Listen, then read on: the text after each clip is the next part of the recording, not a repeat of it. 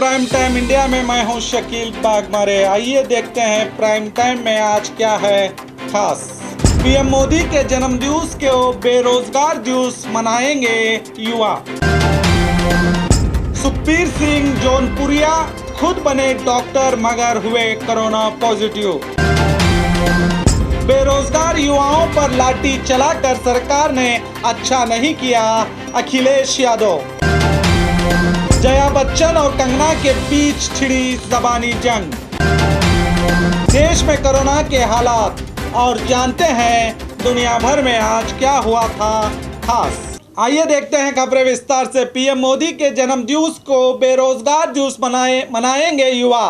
पिछले दिनों मन की बात को देश के नौजवानों ने मिलियन से ज्यादा डिसलाइक करके हंगामा मचा दिया था। अब ट्विटर पर एक नया ट्रेंड चल रहा है जिसे बेरोजगारी को लेकर देश के युवा एक मुहिम चला रहे हैं। अब आने वाले 17 सितंबर को पीएम मोदी का जन्मदिन आने वाला है। इसे लेकर बेरोजगार युवा बेरोजगार दिवस मनाने की घोषणा कर चुके हैं। इसके बाद बीजेपी ने घोषणा की कि इस पूरे हफ्ते को सेवा सप्ताह के तौर पर मनाया जाएगा, जिसमें बीजेपी के नेता अपने अपने इलाकों में सफाई से लेकर अलग अलग कार्यक्रम चलाने की बात कर रहे हैं, जिसे लेकर ट्विटर पर अभी सेवा सप्ताह को लेकर बात शुरू ही हुई थी कि बेरोजगार एक्टिव हो गए। उन्होंने आनन फानन में इस सप्ताह को बेरोजगार सप्ताह मनाने की घोषणा कर दी। इसे लेकर 1,90,000 ट्वीट किए गए हैं। दिन में एक वक्त ये टॉप ट्रेंड करता हुआ दिखाई दिया। ट्विटर पर ज्यादातर सरकारी नौकरियां ना मिलने पर युवा नाराज हैं।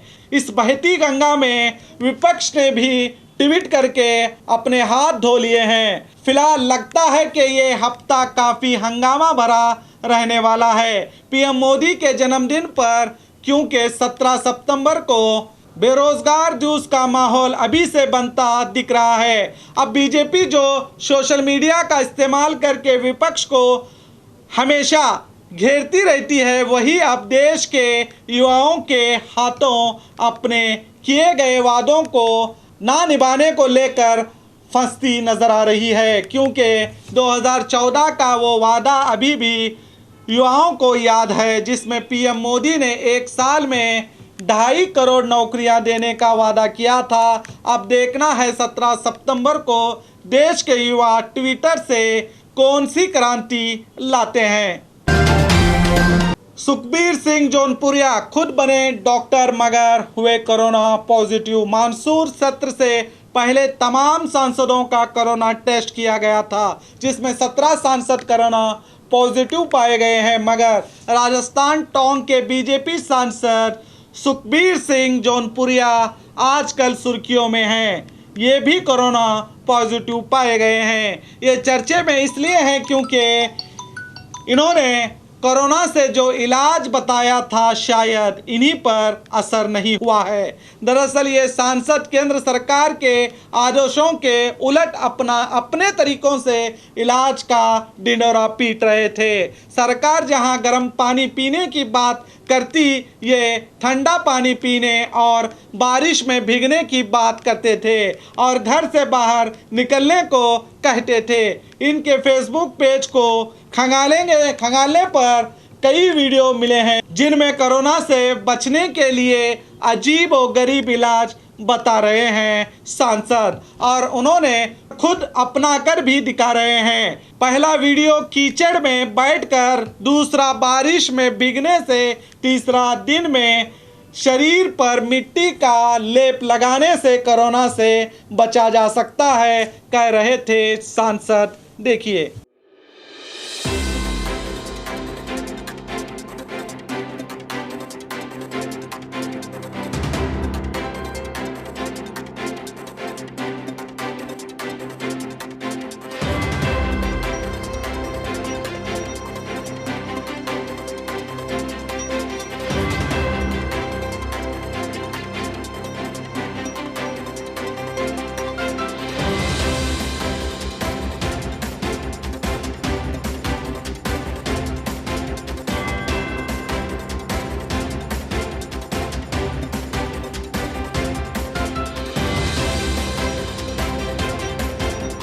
हम इनकी किसी भी बात का समर्थन नहीं करते, मगर एक जिम्मेदार पद पर बैठकर लोगों को गलत जानकारी देना कहां तक सही है। ऐसे ही लोगों के लिए कहा गया है कि नीम हकीम खतरे जान। जिस बीमारी की कोई दवा ही नहीं बनी, उसके बारे में लोगों को गलत जानकारी देकर आखिरकार खुद कोरोना से बीमार होने वाले इस सांसद को आप क्या कहेंगे, खुद सोचिए।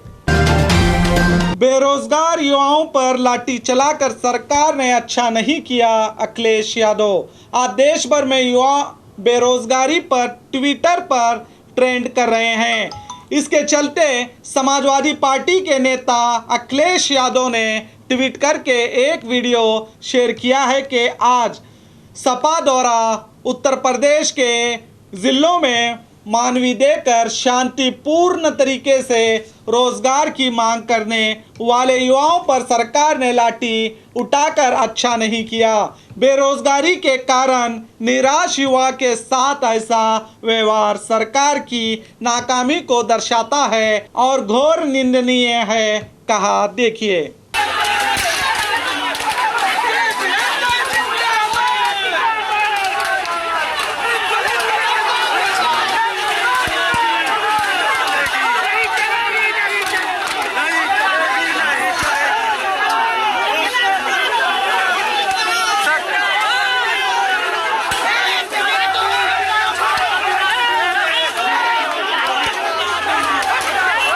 आज देश में बेरोजगारी का मसला बहुत बड़ा हो गया है। सरकार ने हर साल 2.5 करोड़ नौकरियां देने का वादा करके इलेक्शन जीता था। आज युवा जब सरकार को अपने किए गए वादे को याद दिला रहे हैं तो उन पर लाठी चार्ज किया जा रहा है।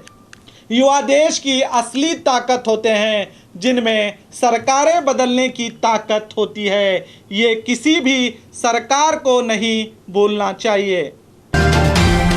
राज्यसभा सांसद जया बच्चन ने कंगना रनावत का नाम लिए बिना उन पर निशाना साधते हुए कहा है कि जिन लोगों ने फिल्म इंडस्ट्री से नाम कमाया वो इसे गटार बता रहे हैं। मैं इससे बिल्कुल सहमत नहीं हूं।